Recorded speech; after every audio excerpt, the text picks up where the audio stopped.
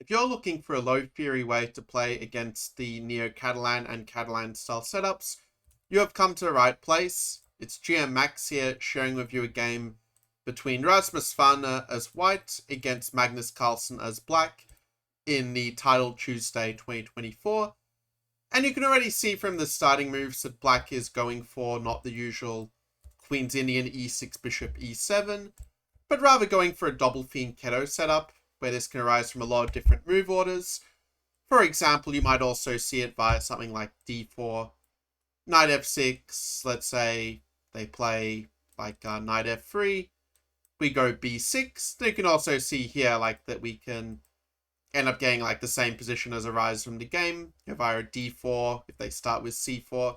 I think you get the idea. Now, the main idea for black in this position is basically to control the center with the pieces, especially the light squares. If white plays a move like knight c3, black just gets a very good game with knight to e4. And if white were to exchange, we just get this nice pressure where we can go c5 and try to get a nice Benoni type position.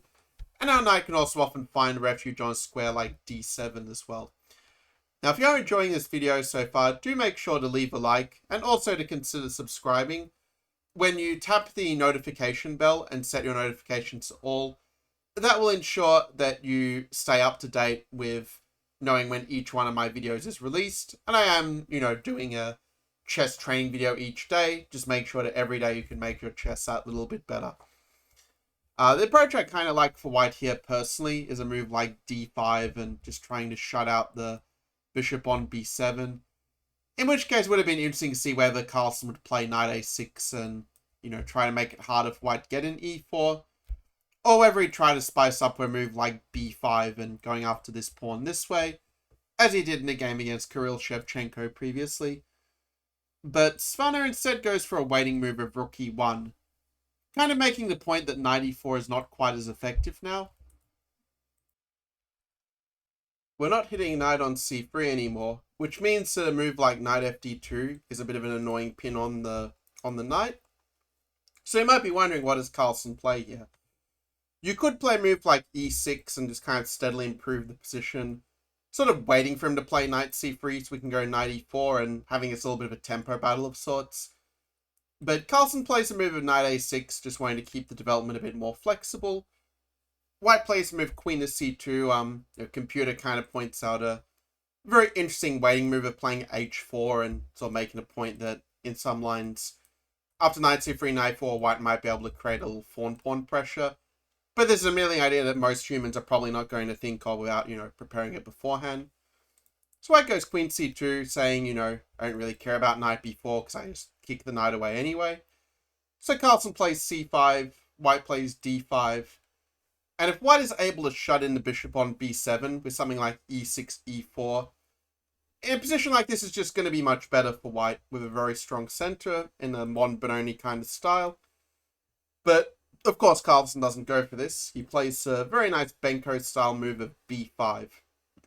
And b5 is in fact a pawn sacrifice here. But we'll see in the game that after takes, and now knight b4 takes, and knight f takes d5, the black actually has pretty good compensation here. We're threatening to go rook c8, kick the queen out of the way, and then go knight c2 to fork their two rooks. So this is definitely not a joke here. And after knight a3, there are many moves black could try, but I really like Carlsen's move of a6. Just preparing to open up the files and get that really strong Benko style compensation. It turns out already white has to be quite precise, where supposedly the only way here for white to avoid a very difficult position is to play queen to c4. And the idea is actually not to take back, because if you play like queen b5, like knight a, bishop a6, and you actually end up losing the extra pawn anyway because of the attack here. So white basically has to go for like queen b3 and sort of realize that, okay, it's not a great position for white with the knight on the edge, but at least you're not worse in a sense. Whereas after ba6, the problem is after bishop a6, it's actually quite hard for white to get out of this attack. Like even like d6, for instance, is already kind of threatening to trap the queen, as it were. So white finds himself in a bit of a pickle, and the game ended as follows. With bishop d2, rook to c8 here. Because, yeah, d6 now can be met with queen c1, but rook c8 is trapping in the queen. If they do play queen to a7, we just play rook c7, and that will complete the trap on the queen, as it were, as you can see from all these arrows. So the game ultimately concluded bishop b4, rook c5 take, and black just collects a harvest. Rook ab1, queen a5, very precise move to keep up the threats and allow white to try and consolidate. Knight c2, we had take, queen c3, hitting the pawn, hitting the rook, I should say. And white defends this rook and keeps his knight defended, but now the pawn is taken, and after the knight d4, bishop c4, a4, e6, like black is just up an exchange and a pawn with a completely dominant position. And this is the reason why Svana resigned here. So a nice little short training, just to give you some ideas where you can quickly start playing this double Fianchetto setup.